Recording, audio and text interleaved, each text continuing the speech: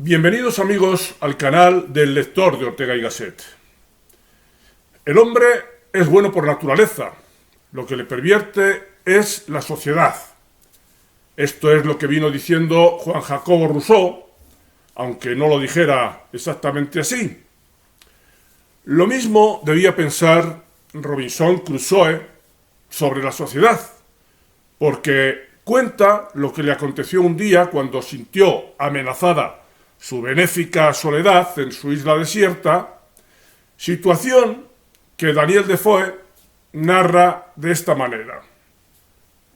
Un día, cerca de mediodía, cuando iba a visitar mi canoa, me sorprendí de una manera extraña al descubrir sobre la arena la reciente huella de un pie descalzo.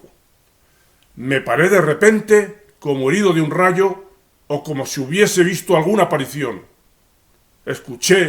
Dirigí la vista alrededor de mí, pero nada oí, no vi nada. Aterrorizado por el miedo, volvía la vista a cada paso detrás de mí y tomaba por hombres a los árboles y arbustos y finalmente a todo lo que estaba a alguna distancia. Algunas veces creía que era la huella del pie de Satanás. No son de extrañar estos temores de Robinson, a la vista también de lo que todo un premio Nobel como Jean-Paul Sartre dejó dicho, aquello de que el infierno son los otros. Y hasta podemos colar a María Zambrano en esta perspectiva, aunque aparentemente diga lo contrario que Rousseau, sobre la pretendida bondad del hombre natural. Porque dice María Zambrano: la paz verdadera no nace del instinto, del hombre en estado de naturaleza. En la tragedia del estado de naturaleza, lo más natural es la guerra y la discordia. El hombre frente a su igual se llena de terror y de recelo. Y lo peor del miedo es que da miedo. Entre hombres mutuamente aterrorizados, la catástrofe es inevitable. La angustia, el terror de todos.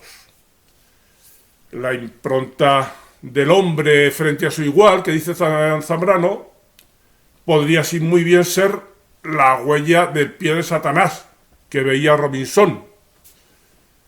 El terror al que se refiere Zambrano aparecería cuando irrumpen los demás, pero es que Rousseau imaginaba al buen salvaje antes de que propiamente aparecieran los demás.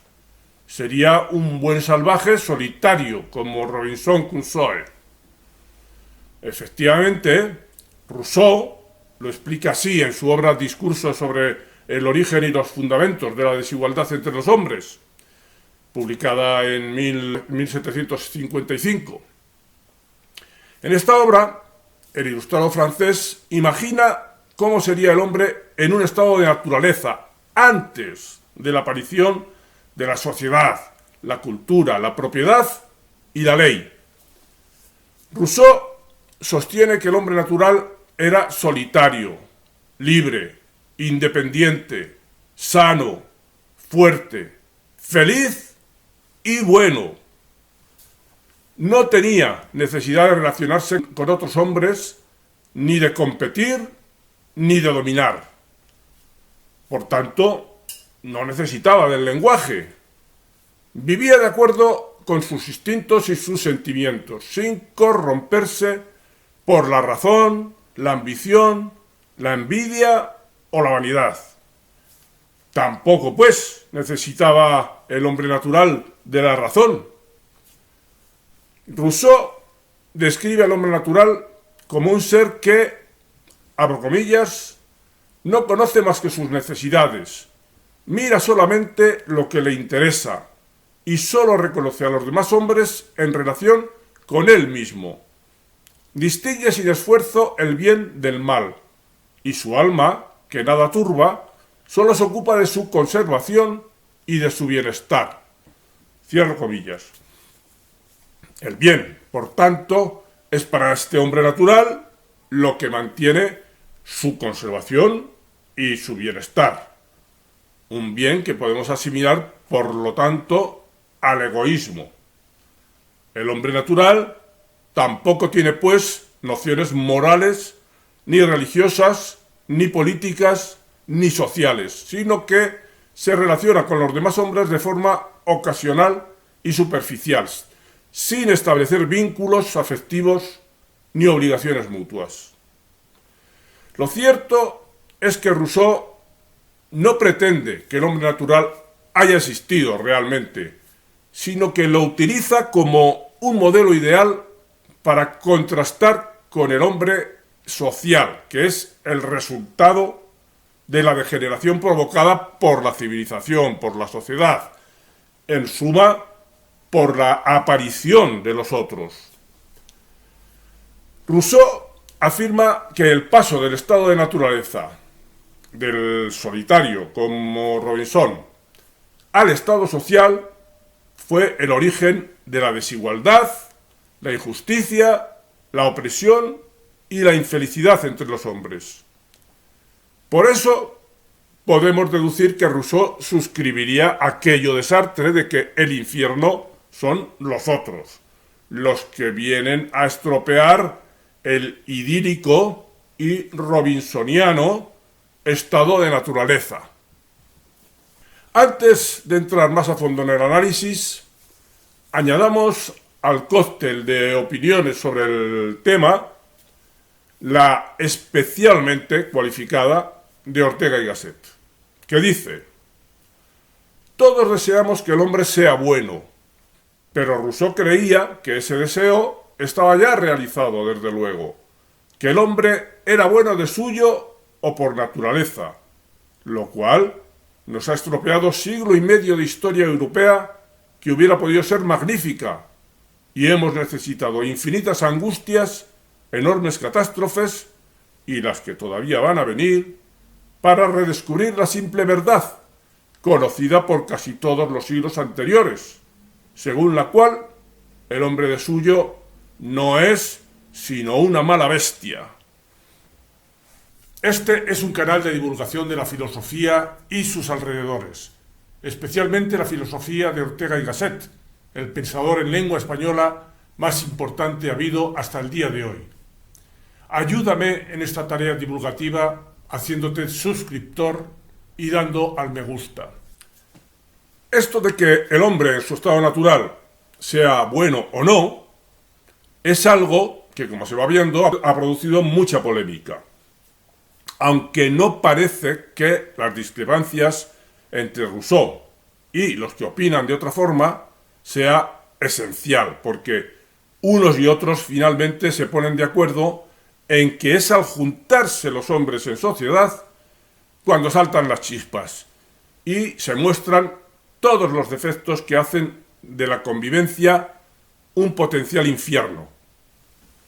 Tradicionalmente, sin embargo, ha sido Thomas Hobbes y su idea de que el hombre es un lobo para el hombre el contrincante dialéctico más citado frente a Rousseau y su aserto de que el hombre es bueno por naturaleza.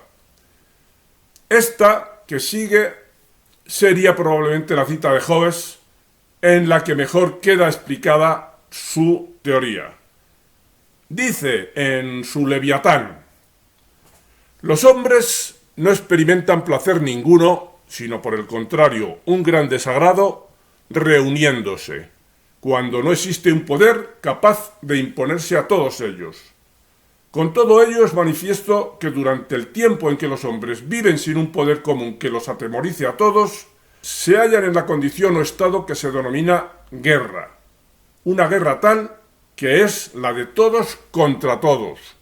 Por consiguiente, todo aquello que es consustancial a un tiempo de guerra, durante el cual cada hombre es enemigo de los demás, es natural también en el tiempo en que los hombres viven sin otra seguridad que la que su propia fuerza y su propia invención pueda proporcionarles. En una situación semejante no existe oportunidad para la industria, ya que su fruto es incierto. Por consiguiente, no hay cultivo de la tierra, ni navegación, ni uso de los artículos que pueden ser importados por mar, ni construcciones confortables, ni instrumentos para mover y remover las cosas que requieren mucha fuerza, ni conocimiento de la faz de la tierra, ni cómputo del tiempo, ni artes, ni letras, ni sociedad. Y lo que es peor de todo, existe continuo temor y peligro de muerte violenta, y la vida del hombre es solitaria, pobre, tosca, brutal y breve. Sigmund Freud añadiría su pesimismo antropológico a esta cadena de ideas sobre la original maldad del hombre.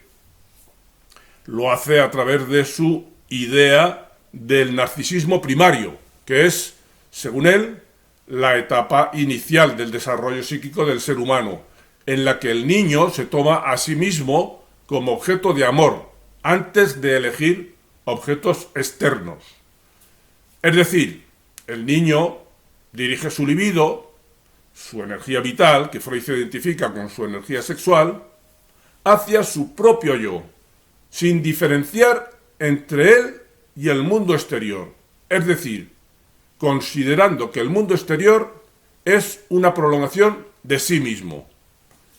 En suma, que no tiene, ni puede tener, consideración de los demás. Vive solo para sí mismo. Su deseo no admite freno ni control, porque lógicamente se está jugando su frágil supervivencia. Por esta razón, Freud decía que el niño es un perverso polimorfo. Traducido, el niño es un ser amoral, para el que es bueno lo que le procura placer, y malo lo que conlleva dolor o contradice sus deseos.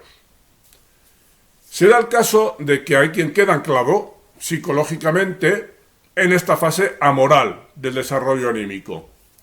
Es lo que, sin ir más lejos, ocurre con el psicópata. Si todos estuviéramos anclados en esa fase amoral en la que cada cual lucha solo por su interés, estaría claro que Hobbes tenía razón. El hombre sería un lobo para el hombre y habría guerra de todos contra todos.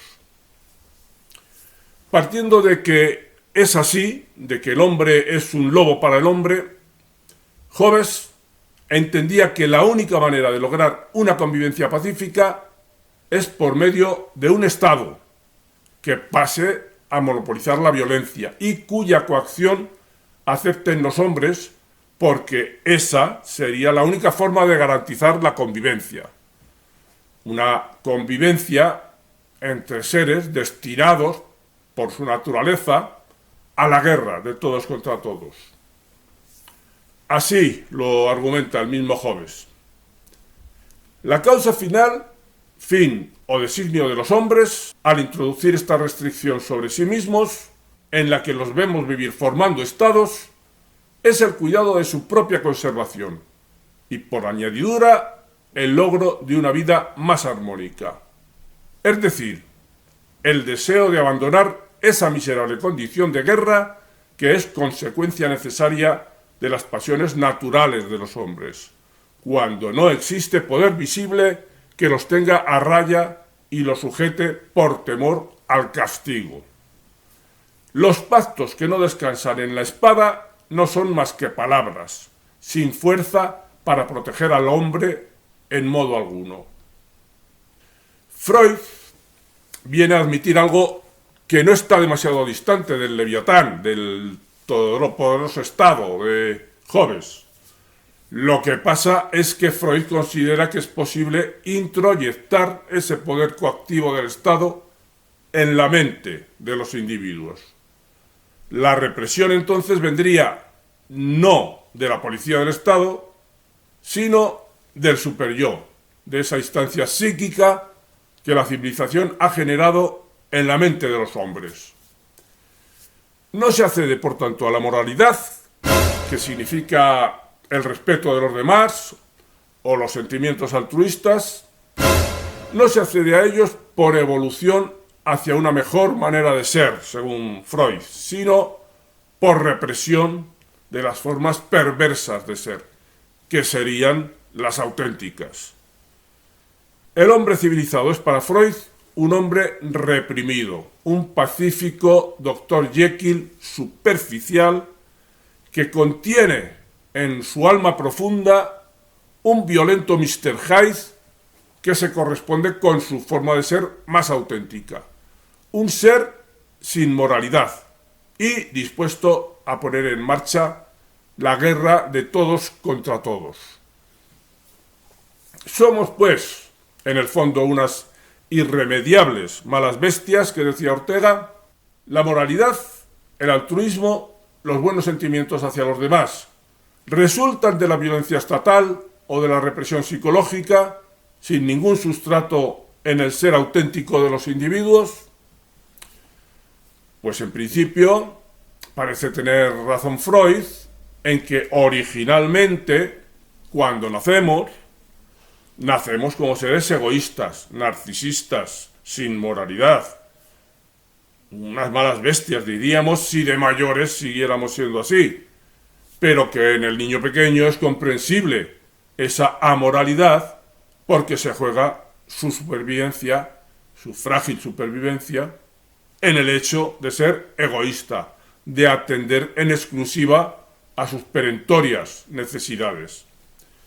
Sin embargo, no es preciso entender que la moralidad surge a partir de la represión, porque es constatable que si las cosas van por donde deben, esa moralidad surge a partir de la empatía, de la capacidad de ponerse y sentirse en el lugar del otro.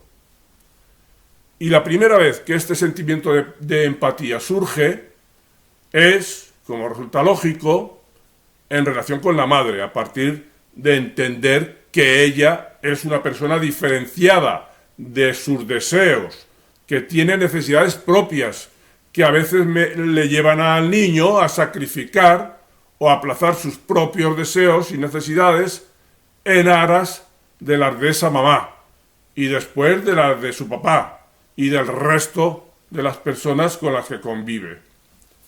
Una vez que nace la empatía, es posible que a partir de ella aparezca el sentimiento moral, que lleva a aceptar al otro no como un amenazante lobo, que decía Hobbes, no como un potencial satán, que decía Robinson, no como el infierno, que decía Sartre, sino como alguien al que puedo comprender, con el que puedo colaborar, respecto del cual puedo tener sentimientos altruistas y al cual puedo incluso llegar a amar. La coacción que hace posible la convivencia tiene entonces una función subsidiaria respecto del genuino sentimiento moral. Este sentimiento moral no nace de la represión de los bajos instintos, sino que es producto del ascenso de la personalidad a un nivel más elevado. Este sentimiento moral, sin embargo, parece bastante claro que todavía no ha alcanzado a día de hoy la preeminencia necesaria en la forma de ser de los hombres, porque no es, para empezar, un sentimiento natural con el que todos nazcamos, sino que surge normalmente cuando el contexto familiar y social del niño pequeño lo favorecen. Cuando la conciencia moral se ha instalado en la personalidad, dice Ortega que a cada uno hablará lealmente su conciencia, con la clara voz que sale del fondo insobornable de nuestra personalidad. Pero hay que tener presente que ese fondo insobornable de la personalidad ha surgido hoy por hoy en una minoría de personas. Por eso se hace necesario añadir a nuestra reflexión este otro pensamiento de Ortega. La sociedad es una realidad constitutivamente enferma, deficiente. En rigor es, sin cesar, la lucha entre sus elementos y comportamientos efectivamente sociales y sus comportamientos y elementos disociadores y antisociales. Para lograr que predomine un mínimo de sociabilidad, y gracias a ello la sociedad como tal perdure, necesita hacer intervenir con frecuencia su interno poder público en forma violenta y hasta crear, cuando la sociedad se desarrolla y deja de ser primitiva, un cuerpo social, un cuerpo especial encargado de hacer funcionar aquel poder en forma incontrastable. Es lo que ordinariamente se llama el Estado. Por tanto, podemos inclinarnos por concluir que efectivamente el hombre es malo por naturaleza, un perverso polimorfo, un lobo para el hombre, una mala bestia, en fin. Pero que en el desarrollo personal van incluidas la aparición de la empatía, la del sentimiento moral y la capacidad de amar, si es que no hay perturbaciones, que parece que en el grado de evolución alcanzado hasta ahora por la humanidad es lo más previsible que las haya, y por tanto que se mantenga la necesidad de un Estado que imponga coactivamente las reglas de la convivencia. Las civilizaciones se distinguen y jerarquizan precisamente en función del grado de desarrollo del sentimiento moral que en ellas se hace posible. Un sentimiento moral que obliga a incorporar entre los criterios de valoración no sólo el propio bien, sino asimismo el bien de los demás. Modelo de ese comportamiento civilizado vendría a ser el que mostraba Montesquieu en el siglo XVIII, cuando decía: si yo supiera alguna cosa que fuera útil para mí y que fuera perjudicial para mi familia, la expulsaría de mi mente. Si yo supiera alguna cosa que fuera útil para mi familia y que no lo fuera para mi patria, intentaría olvidarla.